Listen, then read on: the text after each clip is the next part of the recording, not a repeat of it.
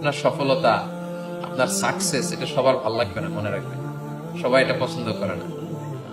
আল্লাহ আইন ও হক, নজর কিন্তু সত্য, নজর সত্য, নজরের প্রভাব আছে, চোখের প্রভাব আছে।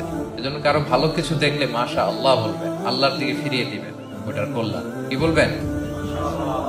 একটা সুন্দর ফুটফুটে বাচ্চা দেখলে মাশা আল্লাহ।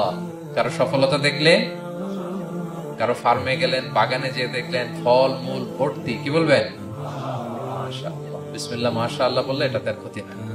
অনেকে বলে যে বাবা মা মাশাআল্লাহ বলা লাগে না, বাবা মা আর নাকি মামা, এই তিনজন মাশাআল্লাহ না বলে কিছু ভুল কথা। বাবা মারা বলতে হয়।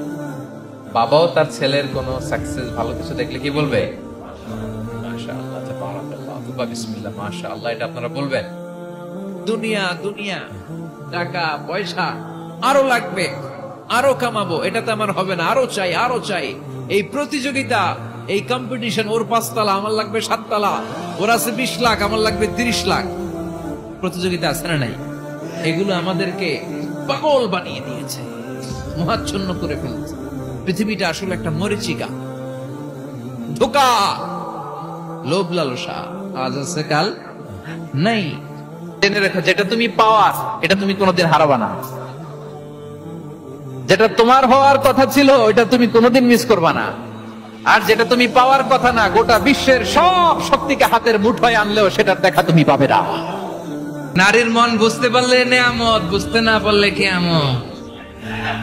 আপনি তাকে একটা মুচকি হাসি দিয়ে দেন, সে তার কলিজা দিয়ে দেয়। কিন্তু যদি আপনি তার মনে কষ্ট দেন, সে আপনার জীবনকে জাহান্নাম বানায়া দেয়। এজন্য প্রিয় ভাইয়েরা, জীবনে যদি বারাকা অর্জন করতে চান, নিকট আত্মীয়দের সাথে সুসম্পর্ক রাখতে হবে, তাদের জন্য উপহার পাঠাতে হবে। বিশ্বনবী বলেন, লা ইয়াদখুলুল জান্নাতা কাতে, যে ব্যক্তি আত্মীয়তার আপনি যত বড় পাপী হন, আপনি যতই অন্যায় করেন না কেন, আল্লাহর রহমতের দরিয়া, আল্লাহর রহমতের দরজা আপনার জন্য খোলা আছে না নেই? জায়নামাজটা বিছিয়ে দেন, চোখের পানি ছেড়ে দেন, 2 রাকাত নামাজ পড়ে সেজদায় লুটিয়ে পড়ে কাঁদেন। যত গুনাহ আপনার হোক না কেন, আপনার গুনাহ মাফ করে কবুল করে নিবে কে? সবচেয়ে বুদ্ধিমান সে যে নিজের দোষ খোঁজে। নিজের সমালোচনা যে করতে পারে সেই সর্বাপেক্ষা বুদ্ধিমান।